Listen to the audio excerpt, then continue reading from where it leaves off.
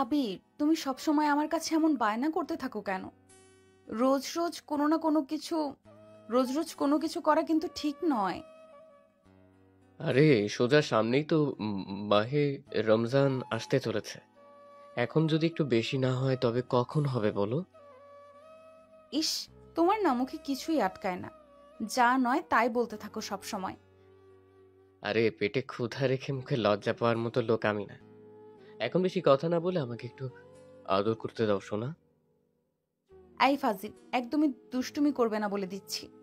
সব সময় একদম দুষ্টুমি আমার একদম পছন্দ নয়। আমি কি আর সাথে দুষ্টামি করি নাকি?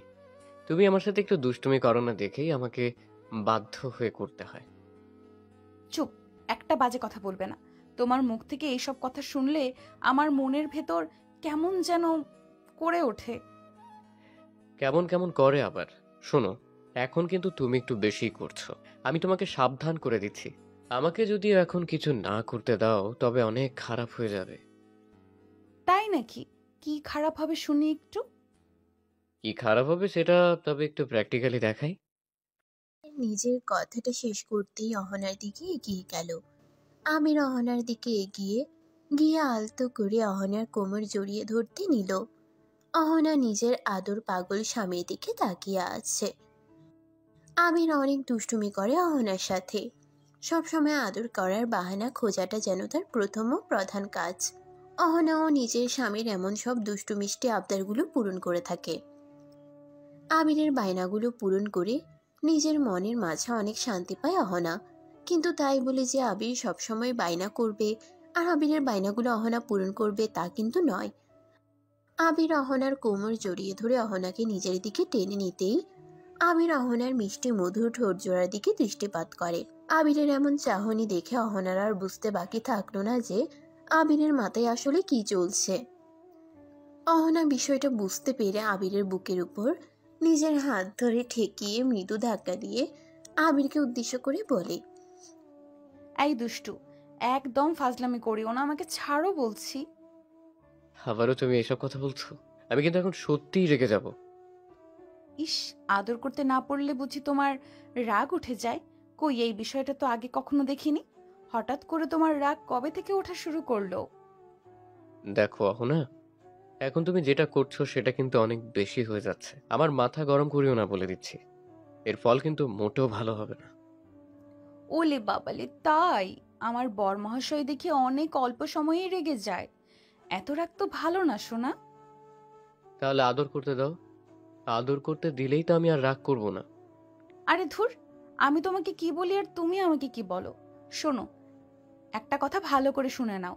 আমি আজ আদর করতে দিতে পারবো না, মানে পারবো না। কি? সামনে যে রমজান মাস, সেই মাসে তো টোটালি অফ।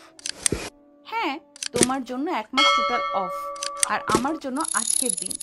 ওকে ফাইন, এবার আমি ঘুমোতে গেলাম। টাটা। অহনা নিজের কথাটা শেষ করতেই বিছানায় শুয়ে পড়ল। আবির বোকার মতো নিজের একমাত্র স্ত্রীর দিকে এক দৃষ্টিতে তাকিয়ে আছে। অহনা আজ এমন করতে পারলো আবিরের সাথে? এই কথাটা ভাবতেই আবিরের মনটা খারাপ হয়ে গেল। আবির অহনার দিকে তাকিয়ে থেকে বিড়বিড় করে বলে উঠল, এবার বুঝতে পারছি লোকে কেন দ্বিতীয় বিয়ে করে। আর একটা অফ করলে অন্যটা ঠিক চালু থাকে। আবিরের ফিসফিস করে বলা কথাটা অহনার কানে আসতেই অহনা নিজের চোখের পাতা মেলে আবিরের দিকে তাকায়। অহনা আবিরের দিকে তাকাতেই আবির নিজের চোখ নামিয়ে নেয় অহনার দিক থেকে। আবির অহনার দিক থেকে নিজের চোখ নামিয়ে নিতেই অহনা আবিরকে উদ্দেশ্য করে প্রশ্নসূচক কণ্ঠে জিজ্ঞেস করলো, এই, তুমি এইমাত্র কি বললে? আমি ঠিক শুনতে পাইনি। আবার বলো কথাটা। কি আর বলবো?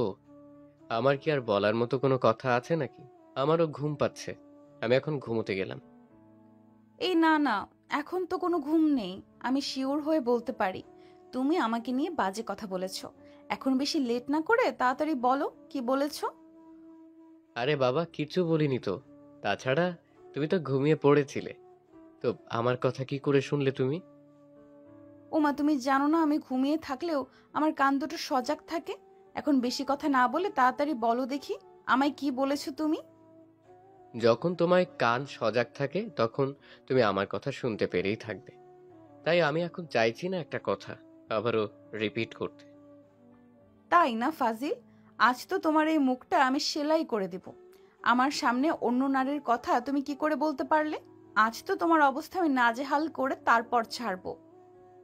অহনা নিজের কথাটা শেষ করতেই আবিরের বুকের উপরে উঠে বসলো। অহনা আবিরের বুকের উপর উঠে বসে আবিরের ঘাড়ে গলায় পাগলের মতো চুমু খেতে লাগলো। আবির অহনার এমন পাগল করা স্পর্শ পেয়ে নিজের মনকে আর শান্ত রাখতে পারল না। আবিরের সারা শরীরে কারেন্ট বয়ে যেতে লাগলো। আবির বুঝে উঠতে পারছে না যে এই কারেন্ট কেন তার সারা শরীর বয়ে যাচ্ছে। এক পর্যায়ে আবির আর নিজেকে সামলাতে পারল না। অহনার সাথে সমান তালে আবির নিজেও রেসপন্স করে উঠল। আবিরের রেসপন্স পেয়ে অহনা যেন আরো বেশি উন্মাদ হয়ে গেল। আবির ও অহনা পাগলের মতো হয়ে গিয়ে একে অপরের মাঝে মিশে গেল। তারপর কি হলো সেটা তো সকলেরই জানা। স্বামী স্ত্রীর আদরে সব থাকে সব। আবির আর অহনা প্রায় 2 ঘন্টা পর শান্ত হলো।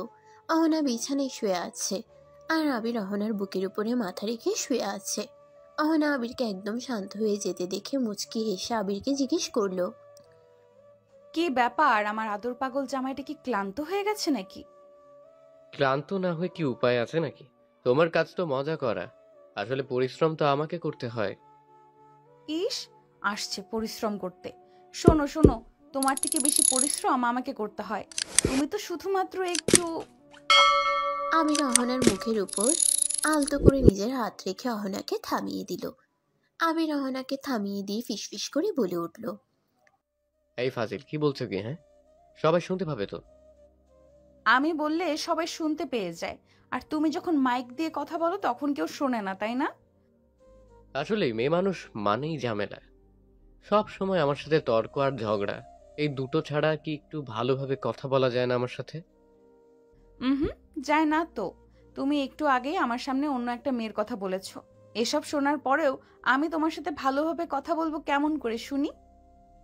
আচ্ছা, তাই নাকি? যাক, আমি এখন ঘুমোচ্ছি, আমাকে বিরক্ত করো না কেমন? আবির কথাটা শেষ করতেই নিজের চোখ জোড়া বন্ধ করে ফেলল। অহনার এখন ঘুম আসছে না। অহনা চাইছে আদর খাওয়ার পর এখন নিজের প্রিয় ভালোবাসার মানুষটিকে জড়িয়ে ধরে গল্প করতে, কিন্তু কি করে সে এখন গল্প করবে? আবির তো এখন নিজের চোখ বন্ধ করে ঘুমিয়ে পড়ার নাটক করছে। ওইদিকে আবির চোখ বন্ধ করে অহনার দিকে নজর রাখছে। আবিরের সাথে অহনার বিয়ের বয়স হলো 3 বছর। আবির খুব ভালো করেই জানে অহনা কখন কি করবে, তাই আবির আর ঘুমালো না। অহনা আবিরের পাশে আরো একটু এগিয়ে আসলো, আর কোনো কথা না বলেই দুম করে অহনা আবিরের বুকের উপর চলে আসলো। অহনা আবিরের বুকের উপর চলে আসতেই আবির খানিক চমকে ওঠে আর অহনাকে বলে, হ্যাঁ পাগলি, কি করছো কি তুমি? আমার ব্যথা লাগছে তো। কিসের ব্যথা? তুমি যখন আমার বুকের উপর থাকো তখন তো আমি ব্যথা পাই না। এখন তুমি কেন ব্যথা পাও? আরে পাগলি, তখন তো আমি বেশি শক্তি দিয়ে থাকি না তোমার বুকের উপর, তাই ব্যথা পাও না। তবে তুমি তো সর্বশক্তি দিয়ে থাকো, তাই আমি একটু বেশি ব্যথা পাই। তাই নাকি? আচ্ছা, এবার দেখো ব্যথা লাগছে কিনা। অহনা এবার নিজের শক্তি খানিক কমিয়ে দিয়ে আবিরের বুকের উপরে শুয়ে আছে। আবির বেশ বুঝতে পারছে যে অহনা আসলে এমনটা করছে কেন। আবির আলতো করে অহনার কোমরের উপর নিজের হাত রাখতেই অহনা খানিক মলিন কণ্ঠে আবিরকে উদ্দেশ্য করে বলল, এই আবির, আর কতকাল আমি এমন ভাবে থাকবো বলো? আমারও তো ইচ্ছে করে একটা বেবি আসুক আমার কোলে, সারাদিন আমাকে জ্বালাতন করুক। তুমি কি বেবি নিবে না কখনো? আরে পাগলি আমার, আমি তো বেবি নিব। তবে কথা হচ্ছে, এখন যদি বেবি নিতে যাই তবে তো ঝামেলা হয়ে যাবে। তাছাড়া তোমার কি বা বয়স হয়েছে বলো? কি বয়স হয়েছে মানে? What do you mean? আমি এখনো বাচ্চা আছি? উফ, তোকে না কিছু বলাই যায় না। আমি তোমাকে কিছু বললেই তুমি সেটার অন্য মানে বের করে ফেলো। আচ্ছা সরি, এবার বলো আমার বয়স হয়নি মানেটা কি? মানে হলো, আমি চাই না এক্ষুনি বেবি নিতে, তাছাড়া তোমার কষ্ট হবে। আমি তোমাকে কোনোভাবেই হারাতে চাই না, তাই আমি এখন বেবি নিতে চাইছি না। এই তুমি কি পাগল হয়ে গেছো? বেবি নিলে কোনো সমস্যা হবে না। তাছাড়া আমি নিজেই চাইছি আমার একটা বেবি হোক।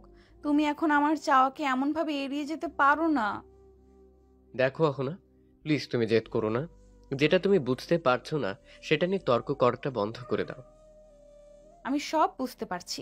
আসলে কি বলো তো, তুমি আমার খুশিটা কখনো চাও না, আর তাই তুমি এখন এসব কথা বলছো। আমি তোমাকে ভালোবাসি না তো কাকে ভালোবাসি? সেটা আমি কি করে বলবো কাকে ভালোবাসো? তবে এইটুকু আমি শিওর হয়ে বলতে পারি যে তুমি আমাকে ভালোবাসো না। যদি তুমি আমাকে মন থেকে ভালোবাসতে, তবে আমাকে কখনো বেবি দিতে না করতে না। অহনা নিজের কথাটা শেষ করতেই ন্যাকা কান্না জুড়ে দিল। আবির নিজের স্ত্রীর এমন ন্যাকা কান্না দেখে কি বলবে, কিছুই সে বুঝতে পারছে না। অহনা অনেক আগে থেকেই একটা বেবি চাইছে আবিরের থেকে। আবির যদিও এখন কোনোভাবেই চায় না তার বেবি হোক, কারণ অহনার বয়স খুব বেশি না। যদি কোনো বিপদ হয়ে যায়, আবির অহনাকে নিজের জীবনের থেকে বেশি ভালোবাসে। আর ভালোবাসার প্রিয় মানুষটির কোনো ক্ষতি হয়ে যাক এটা কেউ চায় না। আবির অহনাকে অনেক বোঝানোর চেষ্টা করে, তবে অহনা অনেক বেশি জিদি। অহনা যা বলে তাই করে থাকে। আজও অহনা সব সময়ের মতো আবিরকে জোর করে বেবির জন্য। আবির প্রথমে না করলেও এখন অহনাকে কান্না করতে দেখে নিজের মনকে সে আর শান্ত রাখতে পারল না। আবির খানিক বিচলিত হয়ে গিয়ে অহনাকে উদ্দেশ্য করে বলে, হেই পাগলি, হয়েছে তো, আর কান্না করতে হবে না। আমি বুঝতে পেরেছি তোমার মনের ব্যথা। না, তুমি আমার মনের ব্যথাটুকু বুঝতে পারোনি। যদি বুঝতে পারতে, তবে আমাকে একটা কিউট বেবি দিতে। আল্লাহ, তুমি আমাকে কেমন বউ দিলে! কথা নাই বার্তা নাই, শুধু কান্না করতে বসে পড়ে। আমি না সত্যি এখন মনে হচ্ছে পাগল হয়ে যাব। পাগল হতে হবে না তোমায়। আমি এখন বেশ বুঝতে পারছি যে আমার আর এই সংসারে কোনো মূল্য নেই। তুমি আমাকে ছেড়ে অন্য কারোর। অহনা সম্পূর্ণ কথাটা বলার আগেই আবির অহনার মুখটা বন্ধ করার জন্য নিজের ঠোঁট জোড়া দিয়ে অহনার ঠোঁট জোড়া এক করে নিল। আবির জানে অহনা যখন বলতে শুরু করে তখন তার মাথা ঠিক থাকে না, যা খুশি বলতে থাকে সে। আবির অহনার মুখটা বন্ধ করে দিয়ে অহনার কথা মতো অহনাকে বেবি দেওয়ার কার্যক্রম শুরু করলো। স্ত্রী যখন এমন তেরা হয় তখন না চাইতেও অনেক কিছুই করতে হয়। অতঃপর আর কি, আবির আর অহনা আবারও এক হয়ে গেল। মিলেমিশে একাকার হয়ে গেল তাদের ভালোবাসায়। আপনারা সবাই দোয়া করবেন তাদের জন্য, তারা যেন সব সময় এমনভাবেই মিলেমিশে একাকার হয়ে থাকতে পারে সব সময়। বন্ধুরা, ভিডিওটি কেমন লাগলো তা অবশ্যই আমাকে কমেন্ট করে জানাতে ভুলবেন না।